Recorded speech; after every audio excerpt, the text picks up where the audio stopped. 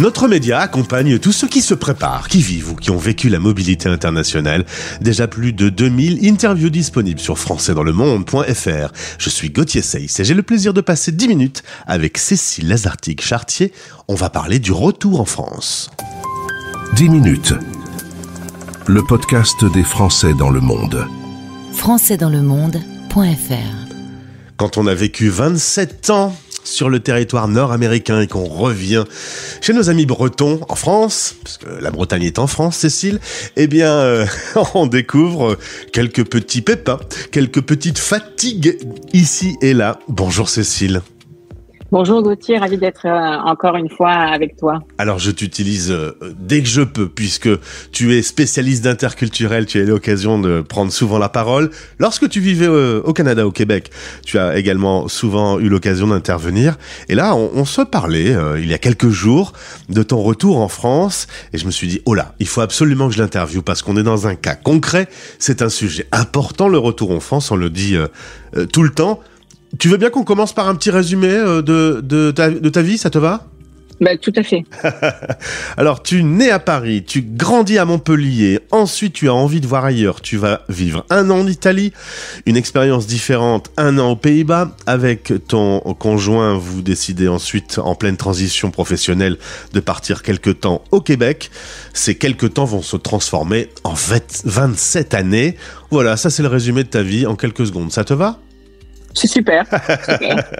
Alors il y a 2 ans, vous vous dites, pour nos vieux jours, on va pas rester forcément ici. L'hiver est rude, vous aviez envie d'ailleurs. Pour ça, il faut chercher un endroit. Vous vous mettez à regarder un petit peu ce qui vous plaît, les endroits dans le monde où ça pourrait vous plaire. Oui, en fait, on a réalisé qu'on adorait le Québec et que c'est vraiment que du bonheur, mais en même temps, on était conscient que pour nos vieux jours, ça serait pas avec les hivers québécois. Et donc, au fil de nos voyages, on essayait de regarder Panama, Costa Rica, Catalogne espagnole, surtout entre Barcelone et la frontière. Est-ce qu'on aimerait vivre là ? Et à chaque fois, on adore voyager. C'était super, mais pas pour y vivre. Et puis, il y a 2 ans, il y a eu une concomitance de faits. On fait un échange de maison en Bretagne pour l'été, qui n'était pas du tout avec d'idées préconçues derrière. Et mon mari et moi, on tombe en amour avec un petit village dans le golfe du Morbihan qui s'appelle Baden. Et on s'est dit, si on doit revenir en France, ça serait vraiment chouette que ce soit là. Il y a le golfe avec ses marées, il y a l'océan pas très loin, 2h30 de Paris en TGV.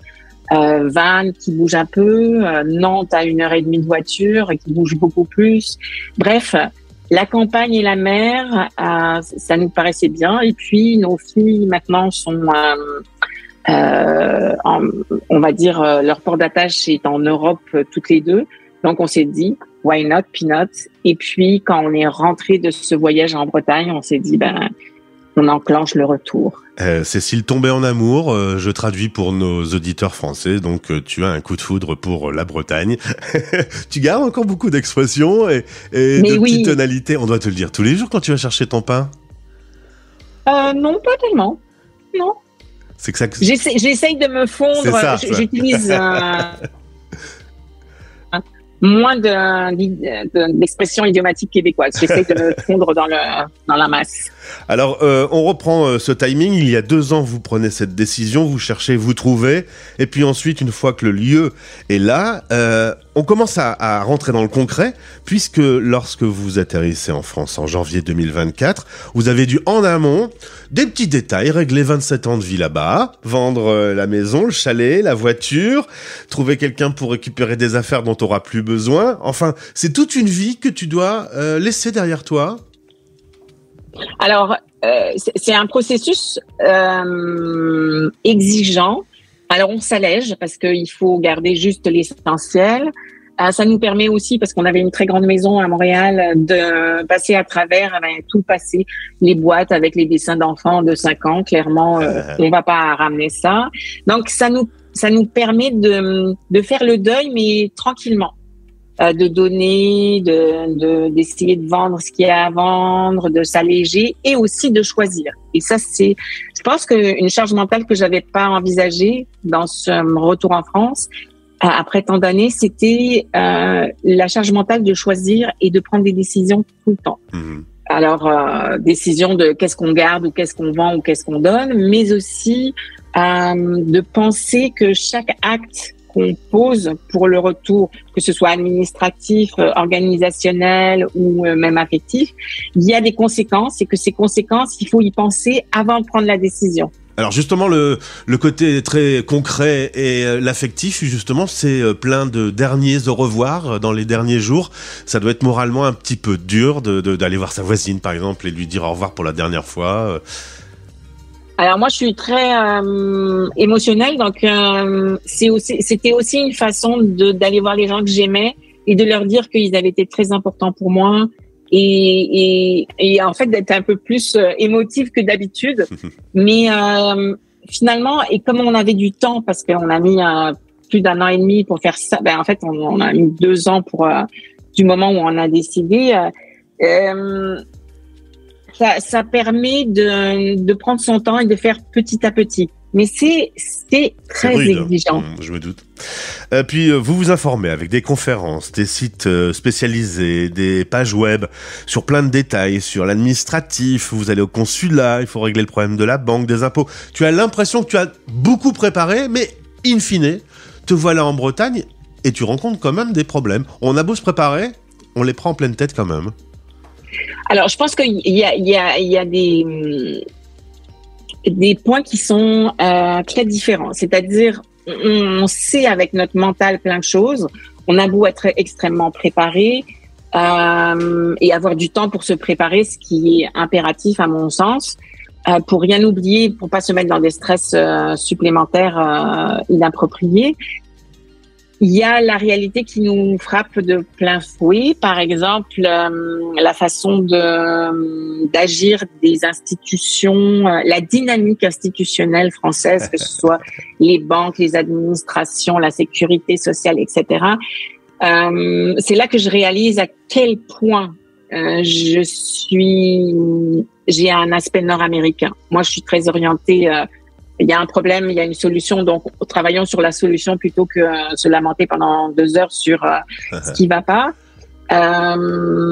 Des incongruités, des trucs un peu fous avec les banques, l'argent qui est là mais à laquelle on peut pas accéder. Mais je te coupe parce que tu m'as expliqué cette histoire de banque. Vous étiez dans la même banque que vous aviez gardée alors que vous étiez au Québec, mais sur un compte spécial pour les Français de l'étranger. Cette même banque doit rapatrier sur votre agence locale et pendant 10 jours, vous n'avez plus accès à l'argent. Mais alors, je t'ai posé la question en préparant cette interview, comment on fait pour manger à ce moment-là? C'est un truc, on a beau l'avoir préparé, quand ça arrive, quand il manque une signature parce qu'un certain responsable d'agence n'est pas là, que t'as pas accès à tes sous, wow. Mais en fait, je sais pas si vous vous souvenez, mais le Astérix, c'est dans les 10 travaux d'Astérix ou quelque chose comme ça, où on va d'un bureau à un bureau, il faut avoir une signature, un code qui revient par courriel, mais c'est pas le bon, le dossier est pas le bon. Et on a beau être sérieux et faire ses devoirs correctement, avoir toutes les pièces justificatives. Il y a toujours un retour. Oui, mais c'est pas moi. C'est ma collègue ou mon collègue. Je sais pas. Je suis désolée. Alors, il y a quelque chose qui nous sauve, et peut-être que si on était dans une autre région, ça serait pas le cas. Mais la gentillesse des gens en Bretagne et du moins dans la Bretagne Sud est quelque chose qui me transporte parce que les gens sont gentils, agréables.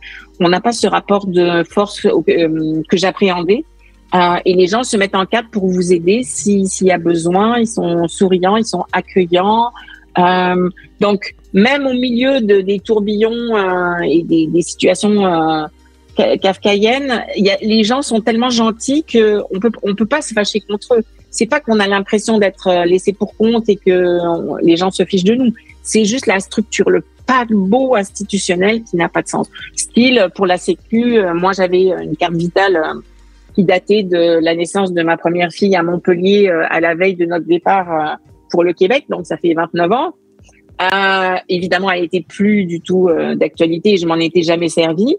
On a eu un rendez-vous. On a amené les dizaines de papiers dont on avait besoin. Et ben là, au bout d'un mois et demi, je dis j'ai toujours pas ma nouvelle carte. Qu'est-ce qui se passe? Ah, il manquait un papier. J'ai commencé, il manquait un papier. On a rencontré quelqu'un, on a fait le checklist, etc. Ah oui, mais c'est ça dont on a besoin. J'ai dit, why? Ah, il faut reprendre un rendez-vous. Mais là, les agendas sont pleins. Donc, 10 jours avant, il faut essayer tous les jours sur le site. What?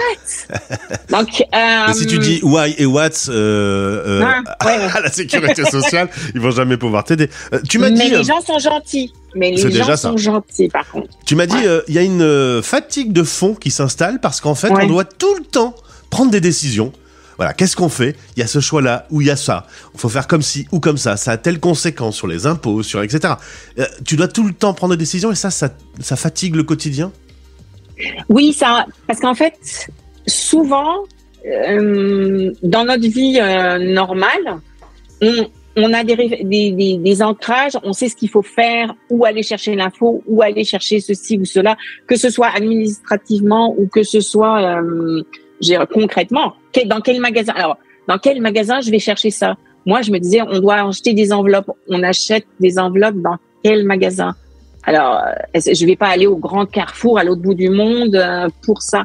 Donc, je ne sais plus au bout de 27 ans, même si je rentrais plusieurs fois par an en France et que j'ai continué à travailler avec la France, mais ce quotidien qui est pris pour acquis, en fait, je l'ai plus. Donc, on passe un temps fou on fait des travaux dans notre maison, on passe un temps fou à aller chez Monsieur est-ce que le Roi Merlin c'est mieux? Est-ce que Brico Marché c'est mieux, c'est plus cher, c'est meilleure qualité, je sais pas. Il faut se réinventer. À chaque fois, il faut aller. Ouais.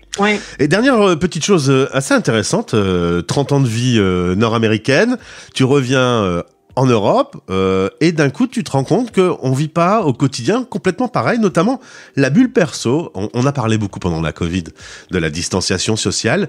Naturellement, quand on est au Québec ou plutôt donc sur cette partie nord-américaine, les gens gardent des espaces les uns les autres. Là, il y a une promiscuité qui te gêne un peu. Ouais, on était dans ça faisait 2 semaines qu'on était arrivés dans la région. On va voir une exposition où il y avait du monde, mais pas tant que ça, parce que ça faisait longtemps qu'elle était ouverte, cette expo, même si elle était populaire.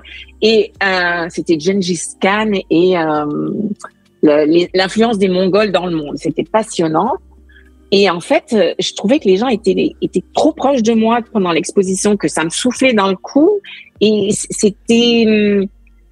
je me reculais, je me mettais de côté, laissez-moi ma bulle. Alors j'étais très fatiguée, donc on sent plus ces choses-là, mais ça j'y aurais pas pensé.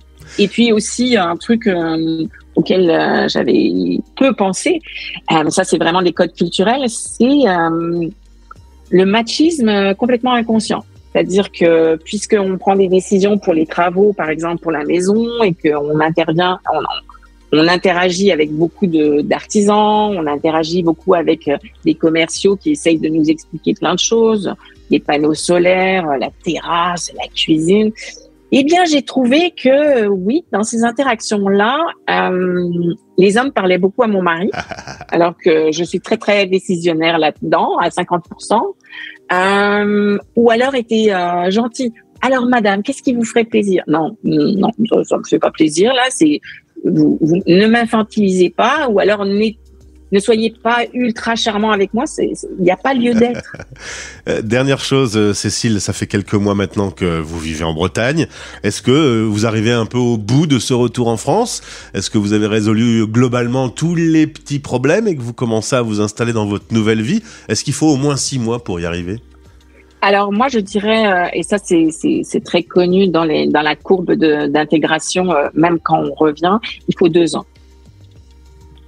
C'est-à-dire qu'on est très bien au niveau administratif, ça commence à être rentré dans les clous.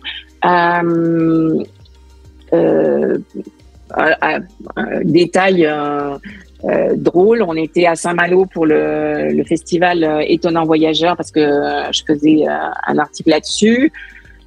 la carte de la banque française de mon mari a été bloquée. Bon. Et c'est pas la première fois. Donc en rentrant, il a utilisé sa carte canadienne en dépannage, alors que c'était pas un excès financier ou quoi que ce soit. Et donc le type au téléphone lui dit oui, ça arrive. Donc il faudrait que vous ayez, le mieux c'est d'avoir une deuxième carte d'une autre banque pour. Mais comment ça, c'est normal qu'on bloque les cartes pour rien? Oui, c'est relativement courant. Eh ben, bienvenue en France, Cécile. Ouais. En tout cas, je vous souhaite à tous les deux de passer le meilleur temps possible sous ça va être génial. La petite pluie qui arrive de temps en temps en Bretagne. Tu verras, de temps en temps, il y a du soleil aussi. Mais je suis très bronzée et c'est parce que je suis en Bretagne. Donc attention, attention les clichés. Mais oui, un peu de clichés, ça, on vit là-dedans. Merci en tout cas pour ce témoignage. À bientôt. Merci. Français dans le monde.